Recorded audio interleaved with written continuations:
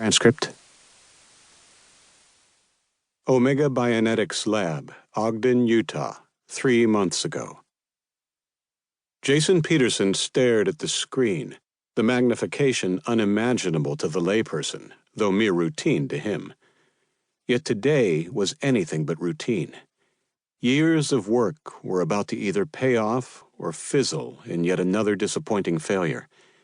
His heart pounded in anticipation, and he tried to calm himself with deep, steady breaths, when he could think of it. It was just too exciting. He and his partners had devoted almost their entire professional lives to this research, bleeding edge by anyone's standards, and had never been closer to succeeding than they were now. It had taken months just to set up the experiment, their new design requiring painstaking manipulation where just one wrong move, and there had been many, meant starting over. Hence the requirement for steady hands and breathing. But today, there were no hands involved. Today they had flipped the proverbial switch, and the experiment was on its own. There. He looked where his partner and friend, Carl Shepard, pointed. Could it be? He touched the monitor and dragged his finger, redirecting the microscope to center on a new location. "Holy shit," whispered Phil Hopkins. "It's working." And it was. And it was beautiful. The three simply stared. And when it was over, only 13 seconds later, Jason noticed the tears running down his cheeks. "We did it." It was a statement, spoken sotto voce to no one in particular, as their life's work had finally borne fruit. "What's going on?" It was Phil who verbalized what his eyes had noticed. The experiment hadn't stopped. "What's it doing?" Jason whispered, zooming in for an even deeper look. The process didn't stop. The fear in Carl's voice was palpable as he rushed over to one of the workstations, furiously typing. "There must be a programming error." Jason tensed as their experiment grew exponentially on the screen. What was to be a single replication had now doubled, with a quadrupling already underway.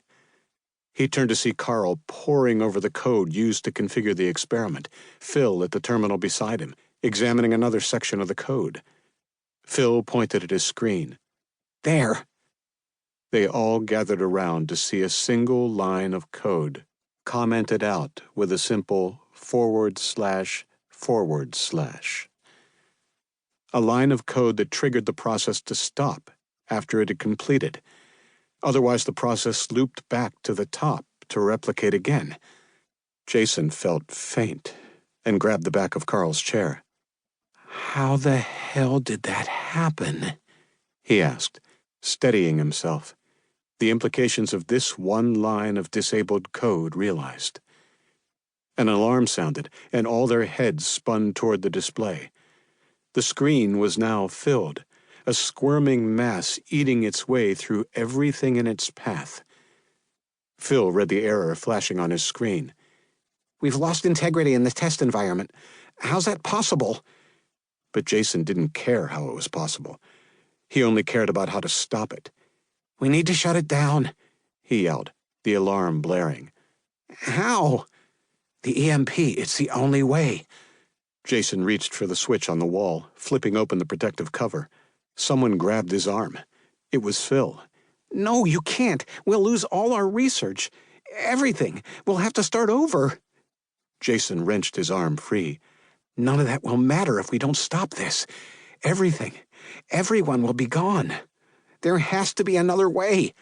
Phil lunged for Jason's arm as he reached for the large, round button. "Look!" They both turned to see Carl pointing at the casing housing the experiment. It was disintegrating before their eyes. "Press the button for the love of God!" pleaded Carl as the casing turned to a liquid resembling mercury and poured out onto the floor. Jason remained frozen, his mind a fog of what they had done. the horror they had unleashed on the world.